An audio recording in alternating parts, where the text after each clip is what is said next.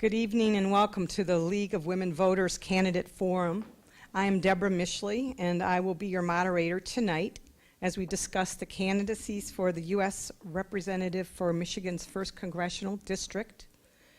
We'll start by saying the Pledge of Allegiance. Our flag is over there. Please stand if you are willing and able. I pledge allegiance to the flag of the United States of America and to the republic for which it stands, one nation, under God, indivisible, with liberty and justice for all.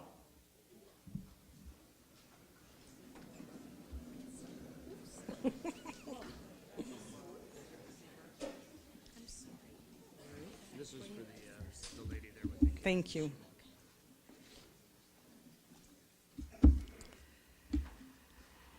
I'd like to begin by sharing with you the mission of our league. So, the League of Women Voters is a nonpartisan political organization encouraging informed and active participation in government. It influences public policy through education and advocacy. We never support or oppose any political party or candidate. A few notes on our procedures. Please make sure that you have silenced your cell phones, please. This forum will be recorded and posted on YouTube, hopefully by Wednesday, but no later than Friday. Look for, quote, the League of Women Voters of Alpena within the YouTube website. We ask that you don't tape tonight's session unless you've obtained prior approval. All questions are screened to prevent personal attack and prevent repetition. The order of speaking has been determined by flipping of the coin.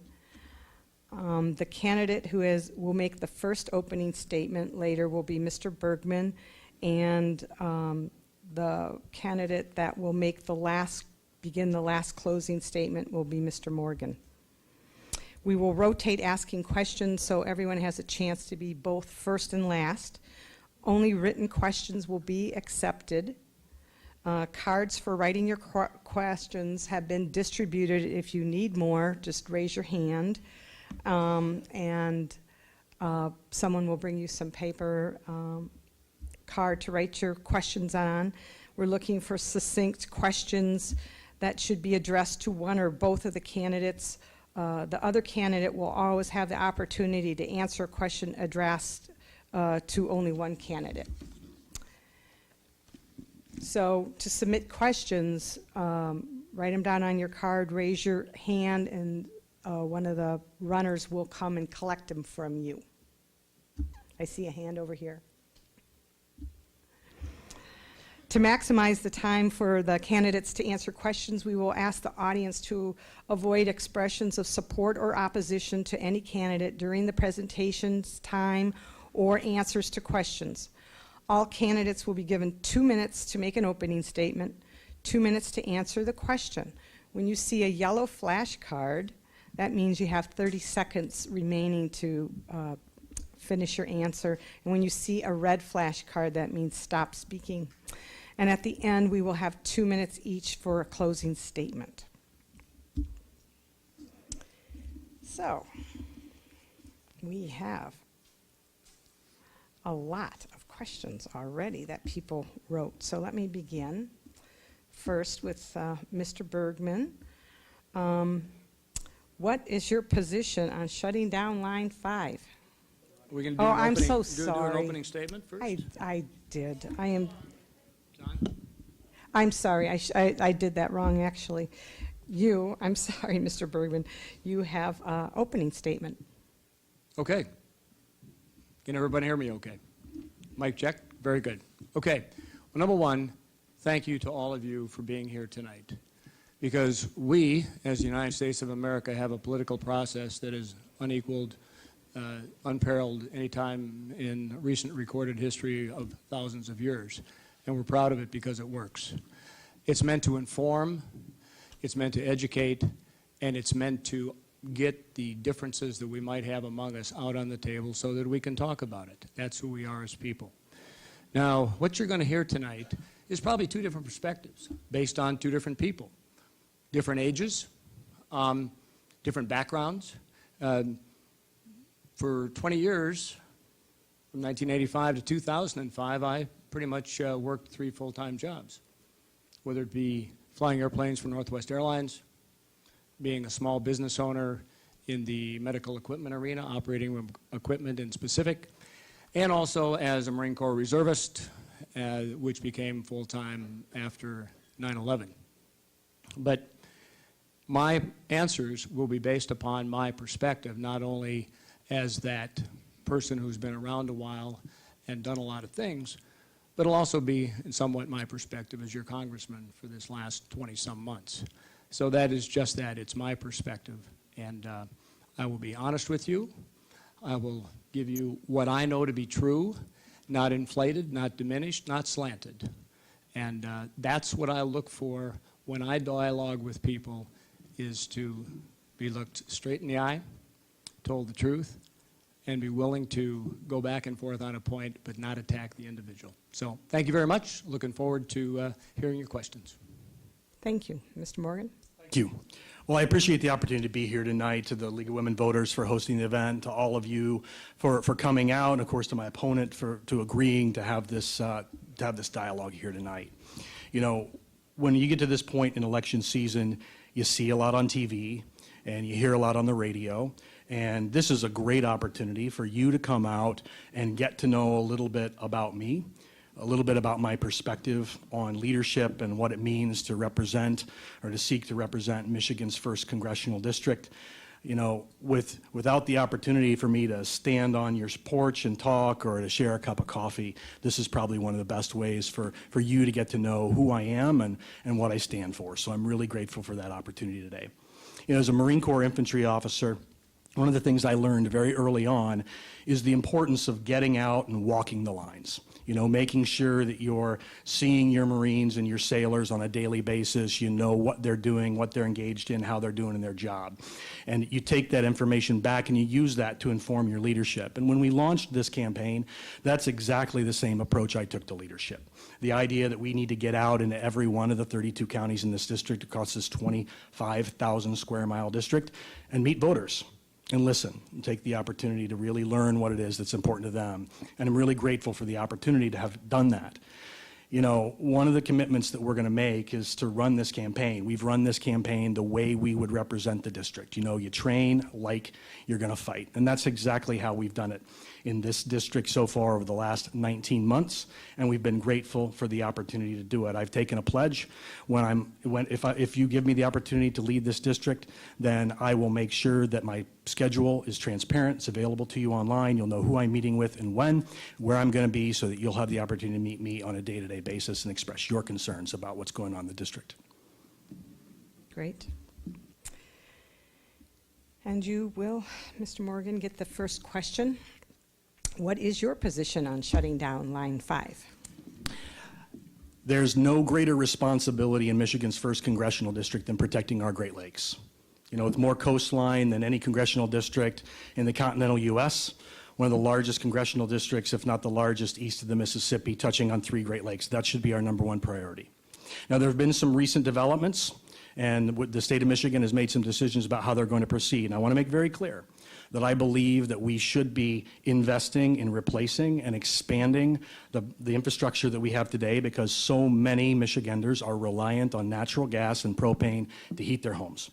Our energy infrastructure is 100% dependent, is highly dependent, rather, on natural gas. And so we need to protect that infrastructure. So I'm open to hearing more about the investment in terms of a tunnel project under the Straits of Mackinac. But I'm skeptical. I'm skeptical because Enbridge is involved, and they've not been transparent in the past.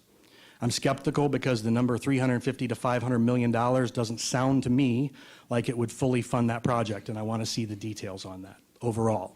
We need to talk about that. But there's 2 sides to this, because even if we were to proceed with the tunnel project, and if Enbridge were to fully fund it, which is the way it should happen, it still requires us to accept the risk to the Great Lakes of a 65-year-old, soon to be 75-year-old pipeline for another decade. I believe that's an unacceptable risk to our straits, and any solution with regards to expanding or replacing infrastructure needs to take into account the fact that we will not accept the risk to our Great Lakes any longer. Thank you. Mr. Bergman? Well, my position on Pipeline 5 hasn't changed in 2.5 years since I answered the question the first time when I was running in a primary. And number one, we're not going to do anything that's going to endanger the water in our straits. We live here because of the beauty of the land and the purity of the water and all of those things that go into making northern Michigan and the Upper Peninsula is exactly what it is. And to risk that is absolutely unacceptable. We have an opportunity, as you might have read in the paper, with Governor Snyder announcing an agreement with Enbridge to move forward looking not only just 10 years ahead, but 50 or 100 years ahead when it comes to connecting lower Michigan with the UP in such a way, using utility tunnels. And by the way, if you want to look at the initial study that was done by Michigan Tech, was released about 6 months ago, that laid a potential plan out. This is an example of more than one party, not just a company, not just a state, not just a university, but all working together to ensure that we can look forward that multiple generations so that we can provide goods and services, not only pipelines, transmission lines, potentially emergency services, whatever that means, because a tunnel can be bored to any diameter. It's just the question of what do the entities agree to. We have a one-time, first-time opportunity here to set the standard in the United States for successful transmission of fluids, electricity for the long term. Let's take a close look at it because I believe it is the right next step forward. Thank you. You get the next question also, Mr. Bergman. President Trump has lowered standards of things that cause global warming. How do you feel about this? Should it stay the same? Should it be raised, or should it be lowered? Could you clarify which standards?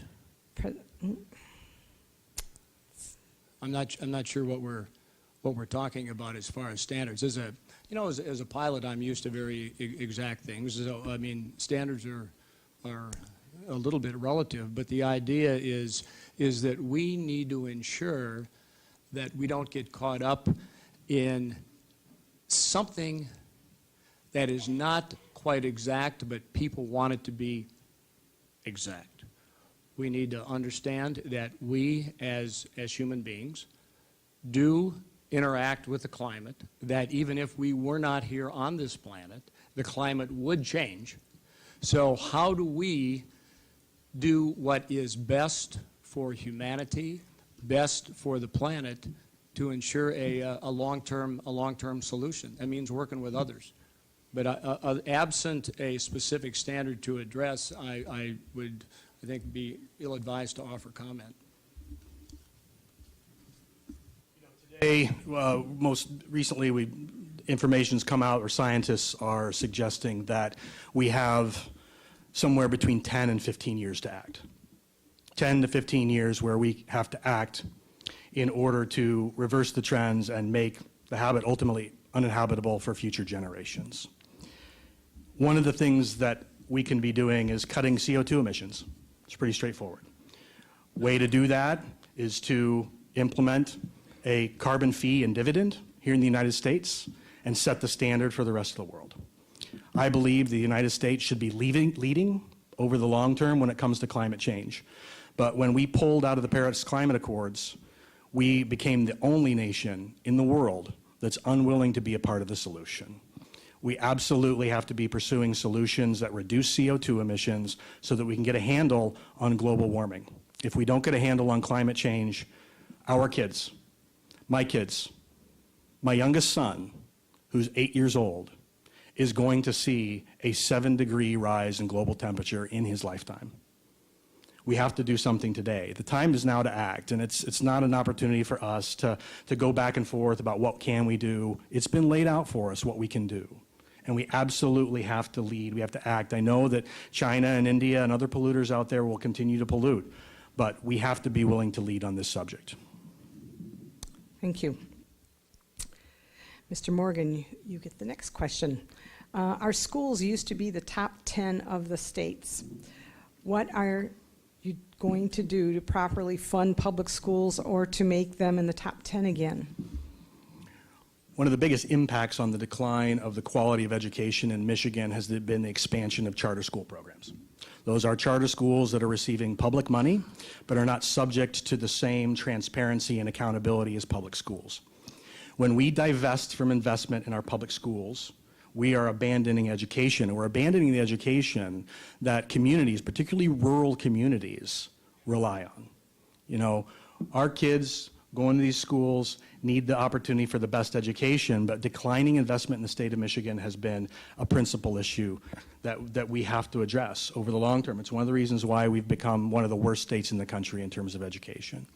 I also believe that the federal government needs to be less prescriptive in the way we engage with education. That is, not setting a standard and punishing public schools because they don't meet the standard.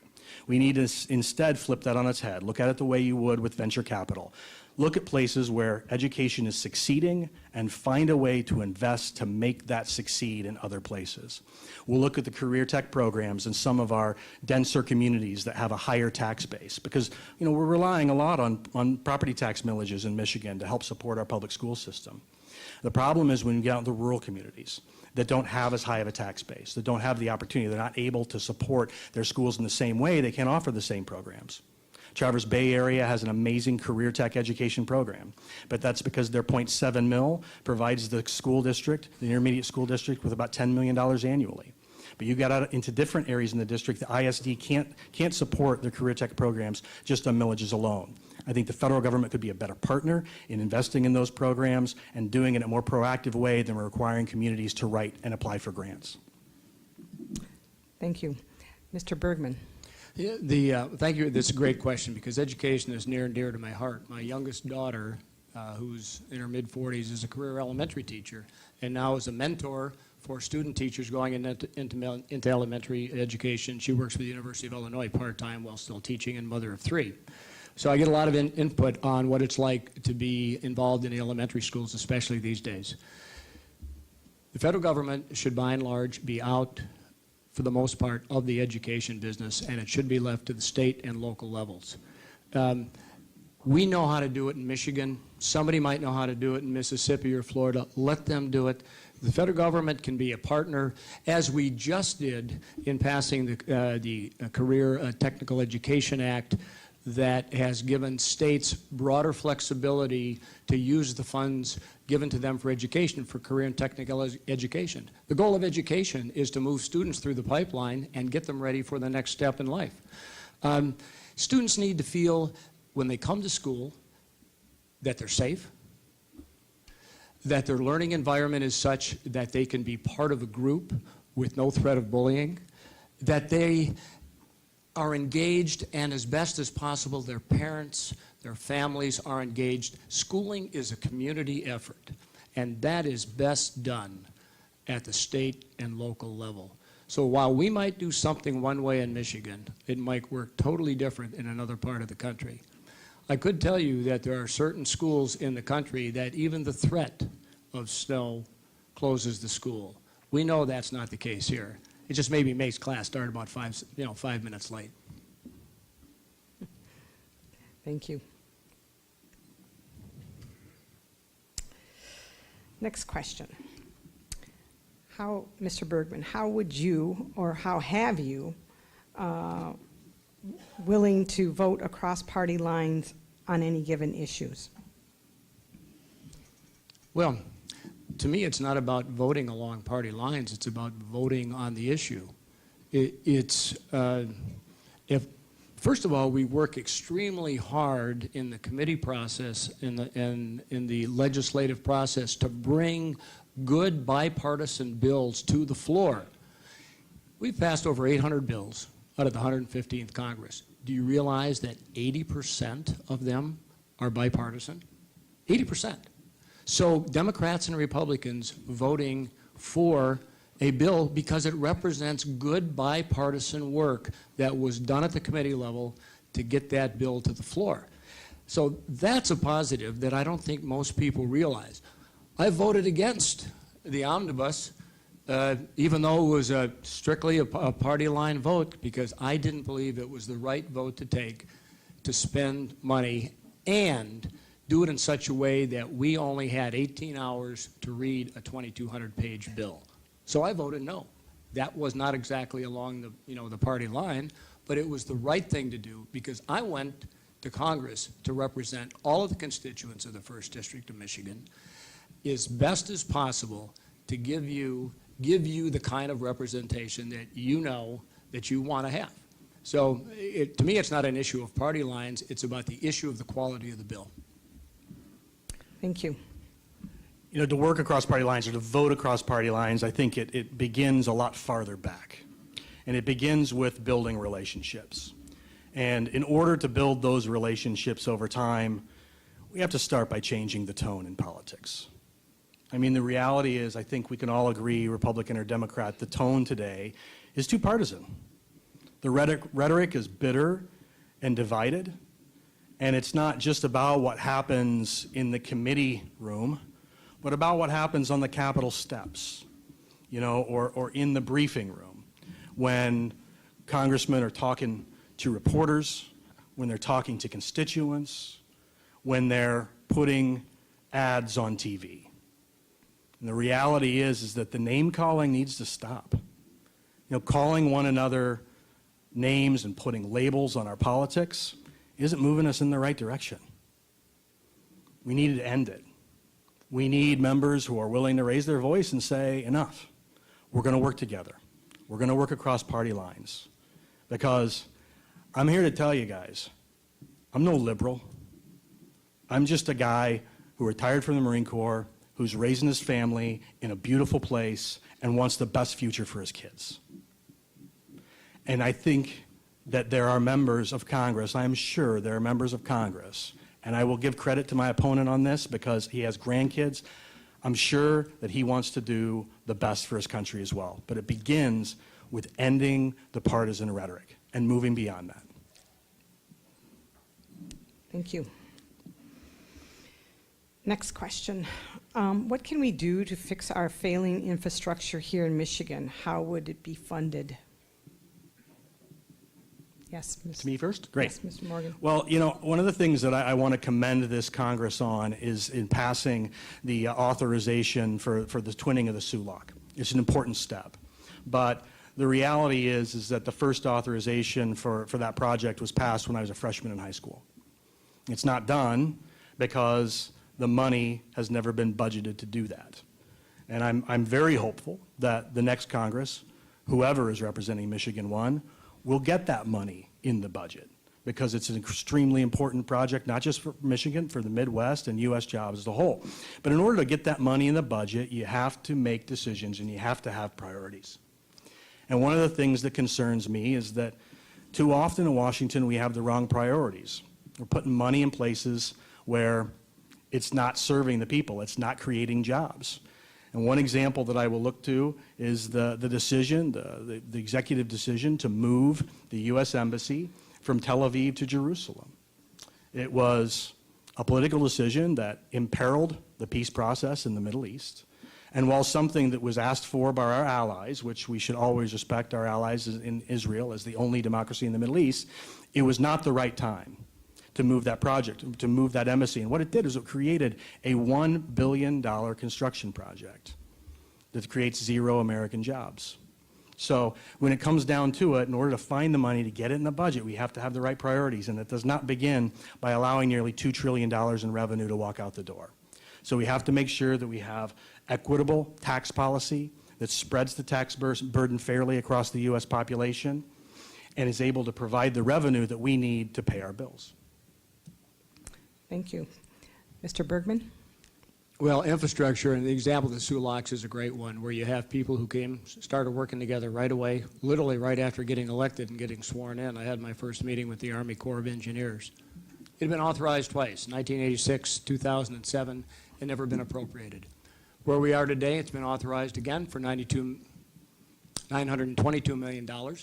And the next step is to work it through the Office of Management and Budget and in the Army Corps of Engineers work plan, which we're working right now. We're not there yet, but we're going to get there because it's been a priority, especially the president. As many of you have heard in his speech down at Washington Township, he talked about the SULACs.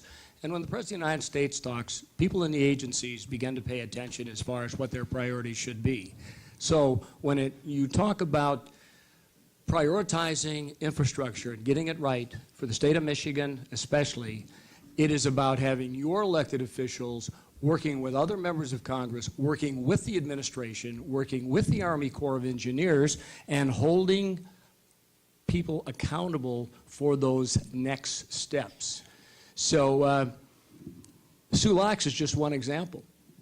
I would suggest to you what we're looking at, even though it's not a federal infrastructure project, is what we just talked about a few minutes ago, which is an Enbridge tunnel or some other infrastructure projects like that where you combine the state, the federal, and, depending on the situation, the private sector when it comes to doing exactly what we're looking for here, creating long-term jobs in Michigan and having an infrastructure that want to bring companies and families to our beautiful state.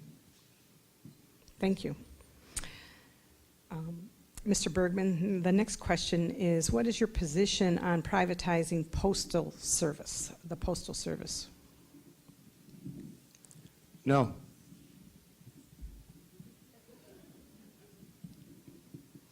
Mr. Morgan? I'm going to have to agree with my could opponent. I Sure. expand? I didn't want to Sure. give too much time here. reason I said no was I was in Honor, Michigan, this morning for an event, and a lady came up to me and said, "Can you help me with the mail delivery?" I said, "Sure. I can't deliver your mail for you." But no, she said, I don't need you to deliver my mail, but there's a private contractor who has the mail delivery contract in that area of Benzie, Frankfurt, all of that area, and it's not getting through. So the reason my answer is no, it hasn't changed since this morning, but it's an example of now what we're going to do in our office is go into the postal system, find out who's got the contract. That's what constituent service is. I was so glad she came up to me and told me that, because if she wouldn't have, how would we have known? We'll find out. But the answer to privatizing the Postal Service is no. Thank you. Mr. Morgan? I generally agree with my opponent's position on this. I don't believe in privatizing basic public services. You wouldn't ask your fire department or your police department or your public schools, in my opinion, to turn a profit. And that's what you do when you introduce the concept of privatization. I saw it in Iraq, where we privatized the logistical support for our troops, and we saw a whole bunch of money fly out the door and the quality of the services decline. So, no, I don't believe that privatizing those essential services is the right direction for this country. Thank you. Mr. Morgan, do you oppose or support the strengthening of Dodd-Frank? I think that what Congress has done with regard to Dodd-Frank is moving in the right direction. The bill itself had an unintended impact on smaller banks and lenders, and loosening the regulations for those smaller lenders to eliminate that burden is an important thing. But it is also important that we continue to have a consumer protection element in the bill to protect our consumers against predatory lenders and the big banks. I mean, the big banks and the speculation in the housing market is what brought us the recession in 2008 and the big housing bust. So we have to have protection for consumers in that regard. But I'm always willing to work across party lines to ensure that we're making sure there's not unintended consequences in bills like Dodd-Frank. Thank you. Mr. Bergman? Yeah, there was an attempt to do some repeal in the 115th Congress without as good of outcome as we would hope to get it across the finish line. Because the bottom line is Dodd-Frank overregulated and underproduced. So when you have the United States government, or government at any level, picking winners and losers and limiting free market, fair market principles, someone is going to lose, and it should not be the consumer. When you think of the fact that when many of you in this room were 16, how many credit card applications did you get? 0.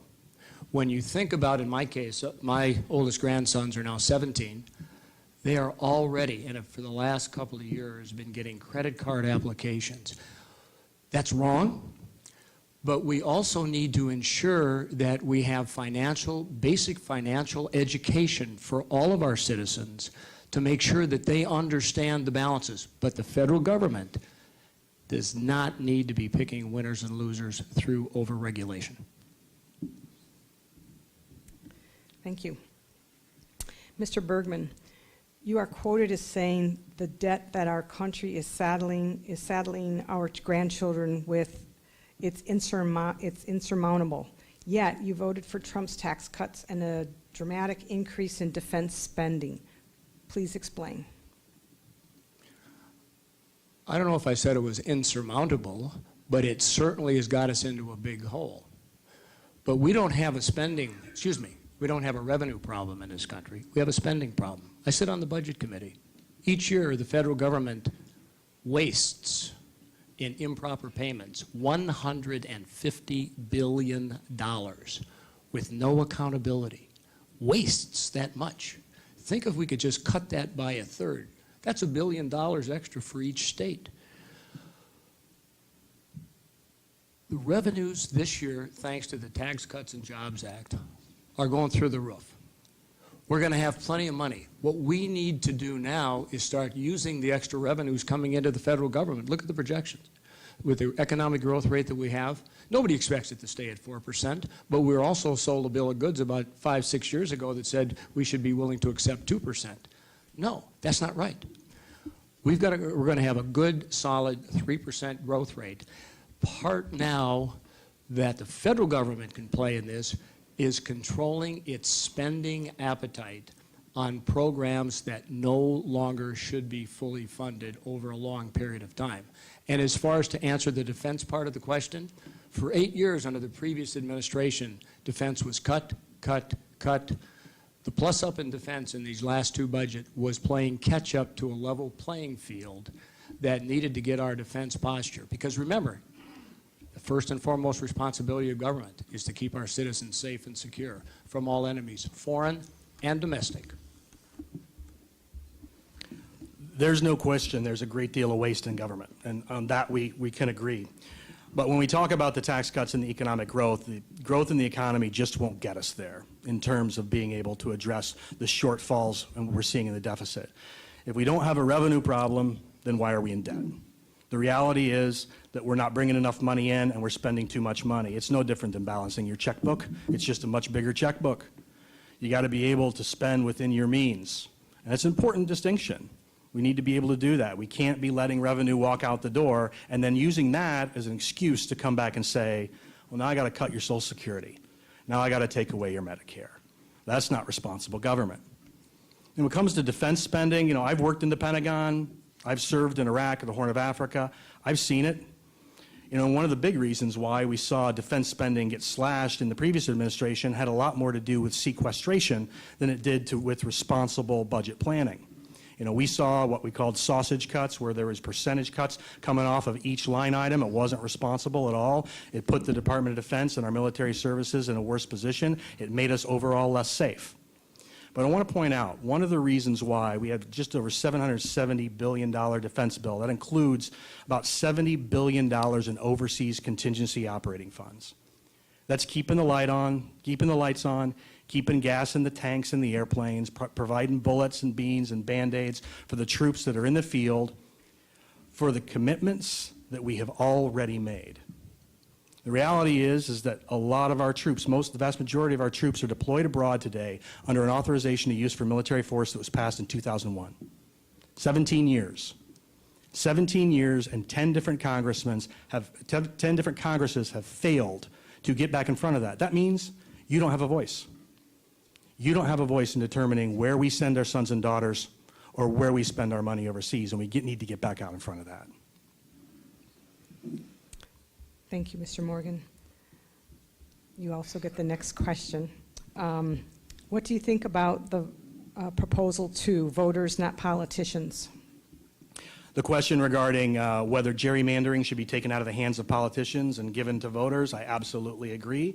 I think that both parties have done this across the country. We've seen it happen in states all over the place, where one party gets control and they attempt to redraw the lines to to favor them in the next election. I think it's irresponsible. It's not the way our government was set up to operate.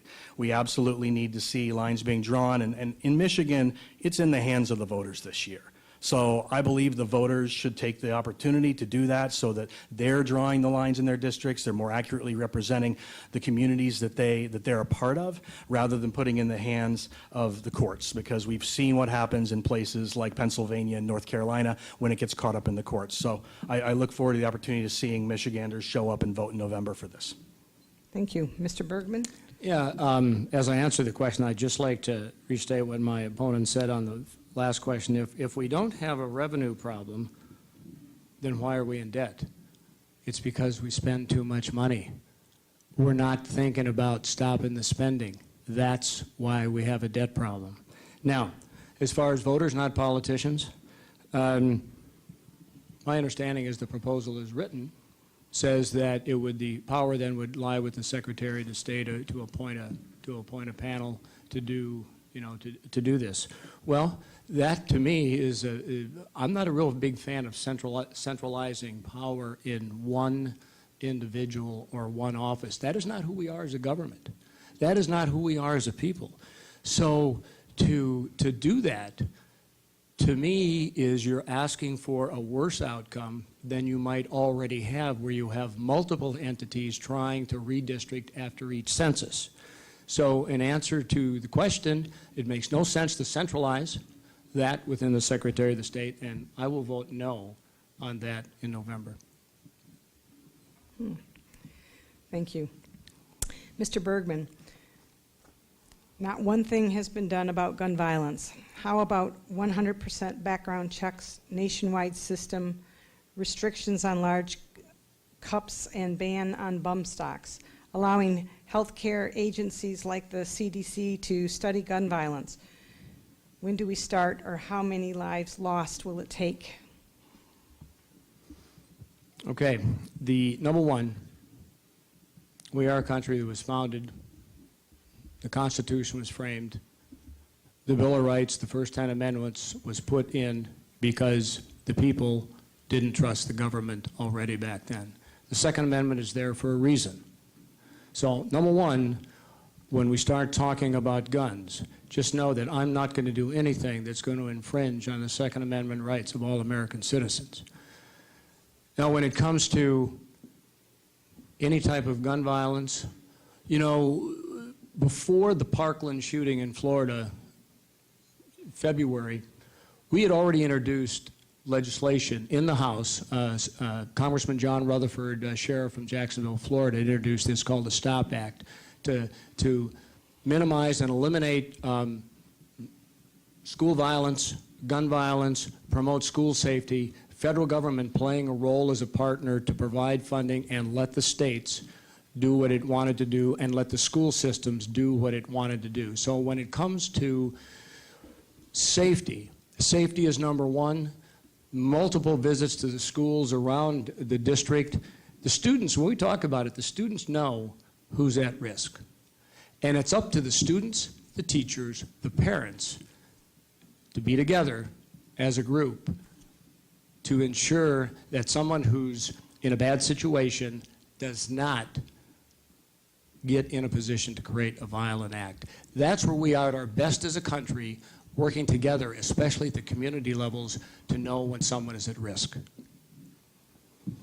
I appreciate the opportunity to address this, first and foremost, just because my opponent has approved and paid for advertisements that completely misrepresent my position on guns overall. I want to make very clear, I'm a veteran, I'm a gun owner, I'm a Michigan concealed pistol license holder, I'm a handgun owner, and I'm a parent. Now, I believe in protecting the Second Amendment. I want to make that very clear. It is an individual right. But what we're really talking about here is the pervasive influence of money in politics and paid lobbyists on Capitol Hill. Because what they've done is they've taken that opportunity, what my opponent has just described, this ability for us to work together, and they've driven a wedge so that we can't even really talk about the issues. We can't do something as simple as making sure the CDC is providing us the information we need to make good decisions.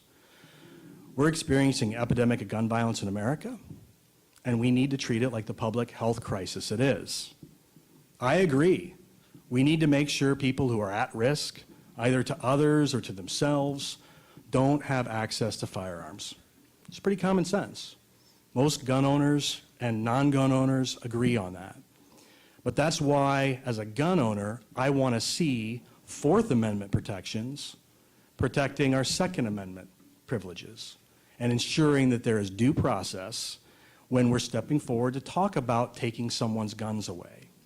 And so when we talk about laws that allow a family member or teachers or friends to bring the issue forward that there's a gun and that there is a judge involved in the process so that we're not unfairly infringing on someone's constitutional rights, but at the same time, protecting our communities and protecting our kids from one another.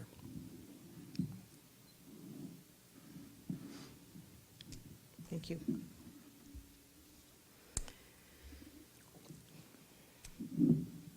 Mr. Morgan, do you think Citizens United should be repealed?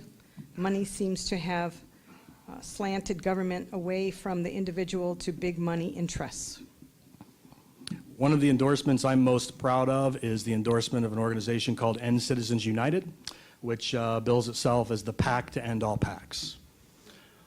Money in politics is a massively corrupting influence, and we see it on a day-to-day basis.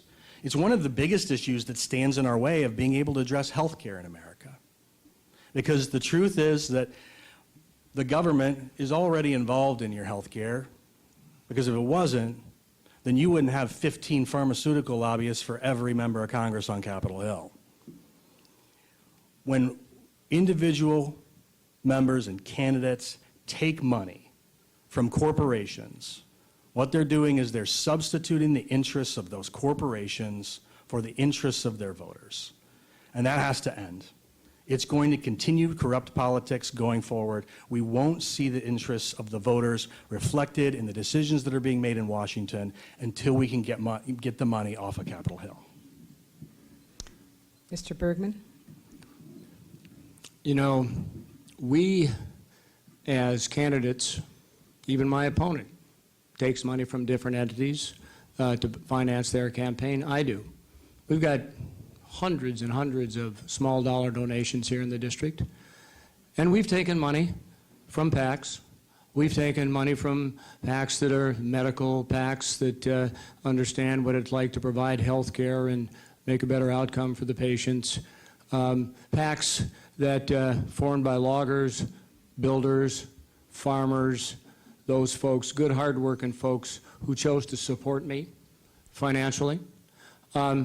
Citizens United has been gone through the court system, and I believe that we have much more important things to do today in our political system than to waste more time going over that ground. Because in the end, it's not going to make a difference. And we have to be very careful about what people say, because you could hear two different opinions here. And for example, my opponent said that I misrepresented in an ad his stance on guns. All I did was take quotes from newspapers, radio interviews, and others over the course of the last 18 months and just laid it out in an ad to say, this is what my opponent thinks about this. This is what my opponent thinks about that. So, you know, if the truth hurts, well, okay. Or if the shoe fits, wear it. Okay, Mr. Bergman, what are the regulations specifically that you think need to be loosened or removed to improve our economy, as mentioned on your website? You mention them as regulation. Which ones, and how do they currently suppress business? Okay, great question. And I don't think it shows on the website, but this 115th Congress is the first one in history to use multiple times a little-known tool that we have called the Congressional Review Act that allows Congress to repeal an overreach regulation that is costing businesses, especially small businesses, extra amounts of money, where they in some cases have to hire a person just to be in compliance with a new rule that doesn't add value to the customer. So this Congress 15 times used that Congressional Review Act, and there's a deadline on it. You only have 6 months from the time a rule is put into place to actually make that effect. And once it is taken out of play, it can never be reintroduced again. So our Congress had, 16, 17 were passed, 16 were signed by the president. So that reduced right there the influence of the overregulation of government. There are too many overregulations, been too many agencies to start enumerating them, but we're letting the agencies, and this is the beauty of what's going on in DC right now. There are people, hard-working folks in these agencies who know where we can do better, and they're coming forward and raising their hand and saying, you know what, we can do this, we can do that, we can cut this, we can make an outcome better and not have all the red tape. It's been a great 2 years to be there because we're reducing the red tape on behalf of the average American, but especially the American businessman. Thank you. Mr. Morgan? You know, I agree. I've seen agency overreach in government, and it can definitely be a problem. And I agree that Congress needs to constantly be providing oversight to these agencies to ensure that they're not harming small businesses, that they're not becoming a burden for those farmers, or that they're not allowing, you know, these small businesses to grow in their communities. But if you really want to know exactly the types of regulations and red tape that my opponent is talking about, I think you need to look no further than the League of Conservation Voters, which has rated my opponent at a 6 out of 100. That means that 94% of the time he has voted against the environment. So you can talk about clean water, and you can talk about the importance of protecting our communities and our lakes and our streams, but the reality is, in 2 years, 94% of the time, he's voted against the environment. That's the type of regulation, that's the type of protection that he's talking about getting rid of. Thank you.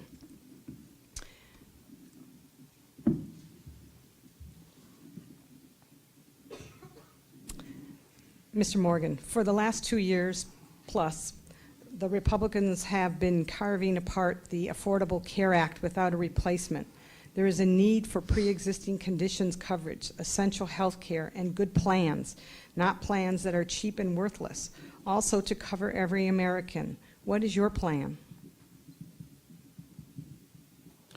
You know, the Affordable Care Act has flaws. There's no question about it. It was pushed through. It was done in a partisan way. I don't agree with the way it was handled.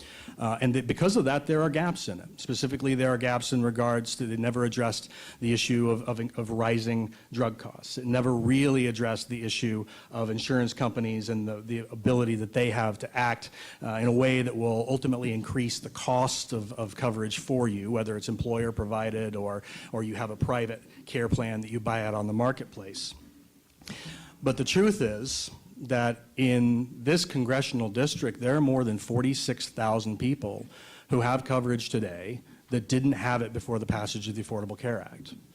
The truth is, there are hospitals in places like right here in Alpena that wouldn't have survived because they were taking on bad debt charity care and trying to provide for the health care for their community. So the issue has to be addressed. Now, I'm all for fixing the Affordable Care Act or coming up with an alternative, but repealing it without a comprehensive replacement.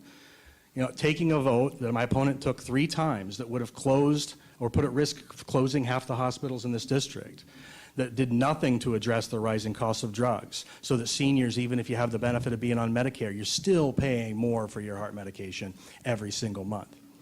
My view is that we need to work across party lines, because fixing what is now about 1/6 of our economy is going to require broad bipartisan support. I think that Medicare expansion is probably one of the better ways to do that, but I'm open to working across party lines to find a good solution that we can afford, because the fact is healthcare costs are spiraling out of control today, and if we don't do something to address this, you're going to be paying more or you're not going to have healthcare. Thank you. Mr. Bergman? Well, folks, in the rules of any debate, they vary from each, one to another, so we don't have rebut time here. But I'm going to take a couple seconds to say, the Great Lakes legislators, the Great Lakes Carriers Legislator of the Year Award, which hangs in my office, which was presented in Traverse City a month ago, Nature Conservancy Award that hangs in my office, would suggest that I'm not sure whether 94% against the environment. I mean, look at what we did here with getting Thunder Bay Sanctuary. There was an attempt to reduce it. We fought to have that stay as it is. The only thing I've probably, depending on how you feel about the cormorant, I have introduced legislation to allow us to regain control of the cormorant population here because we know what it's doing to our recreational and commercial fishing here, which is so important to Alpena.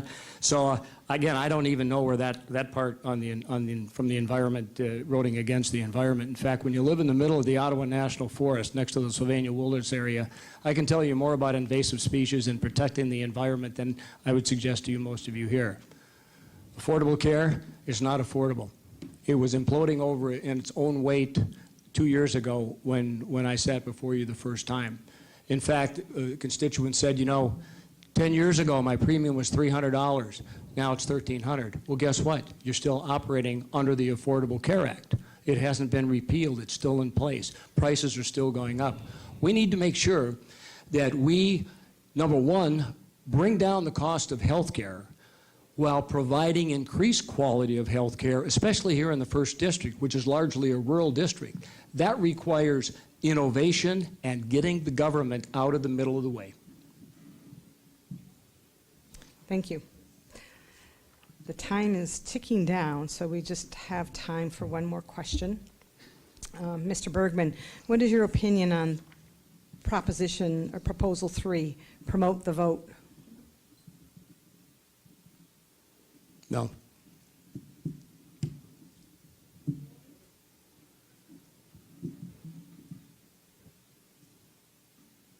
No. You Prop 2? Are you talking done? about the... Proposition 3, promote the vote. Does anybody have the exact wording over here?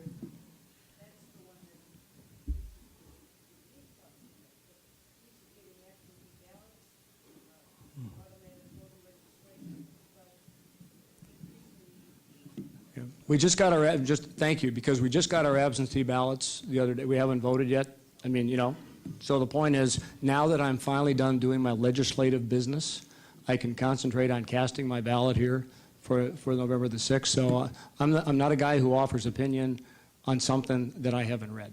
That's my job as your representative. So. We have it posted on the back, I don't know.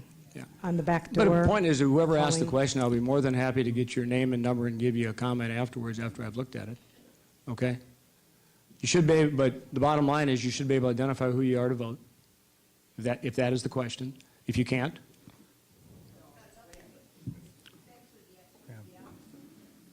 So Okay. we have a Voting Rights Act in America.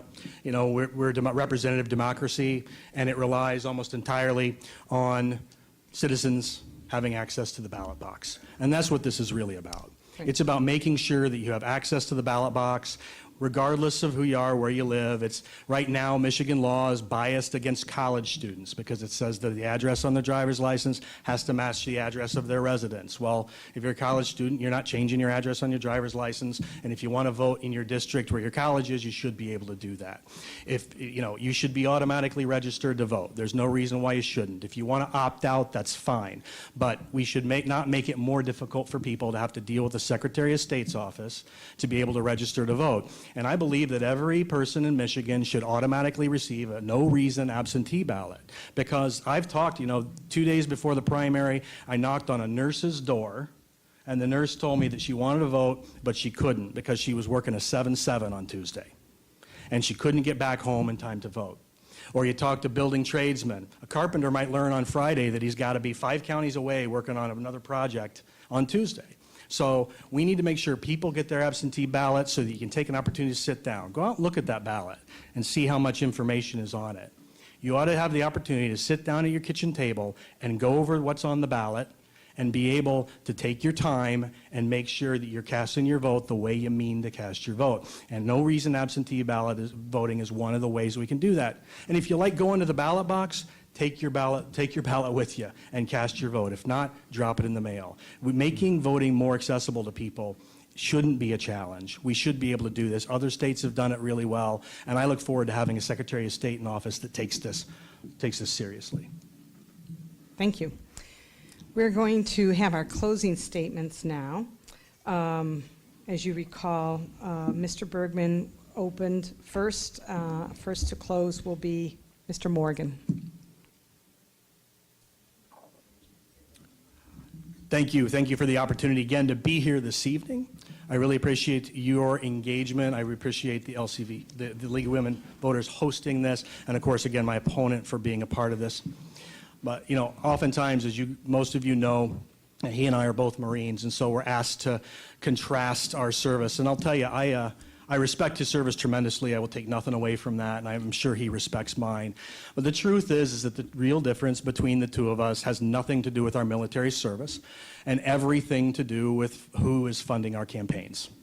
Now, I know he dismissed this earlier, but I think it's really important because I'm not taking corporate money because I believe in a government by and for the people, whereas he is routinely voted in a government by and for corporations. The money makes a difference.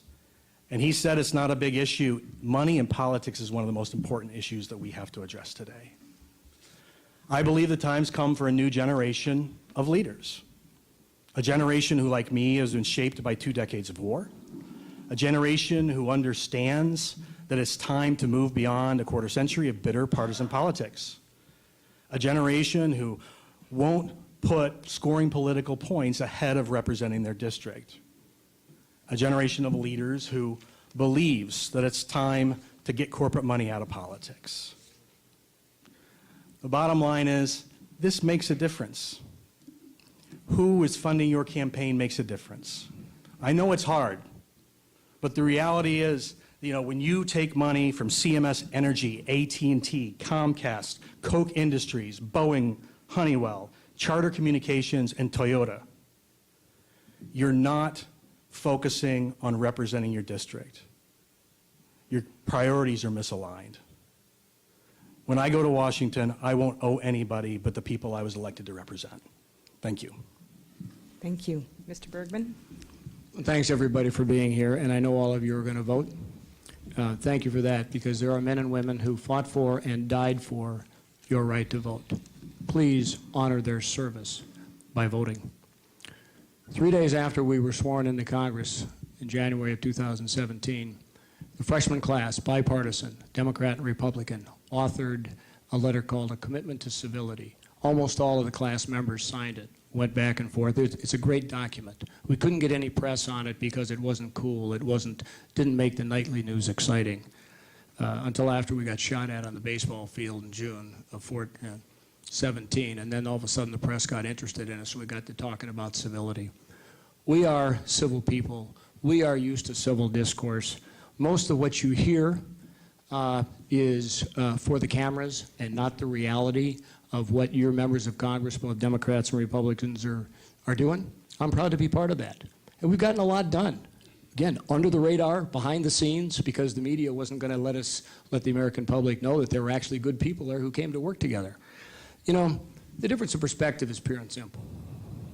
I heard my opponent say it's time for a new generation of leaders. And I would suggest to you, elect people who've actually led something, run a business, led units, large, small, have a perspective of the world, who can walk in with 434 other individuals and establish yourself as part of a collective body who's going to compromise to get good things done for the American people. Big government, small government, more responsibility to the states. That's the biggest difference between the two of us, other than our perspective. Thank you all. God bless you all. And God bless America. Thank you.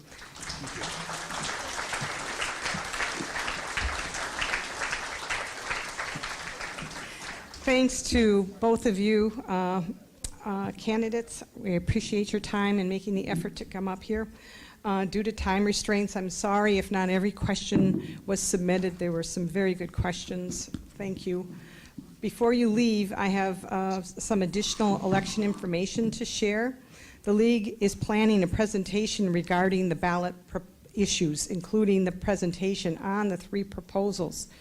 The date will be October 15th. That's a week, I believe, from today, from 6 to 8:30 right here in this room. And we will go over all the proposals and what they mean and discuss that.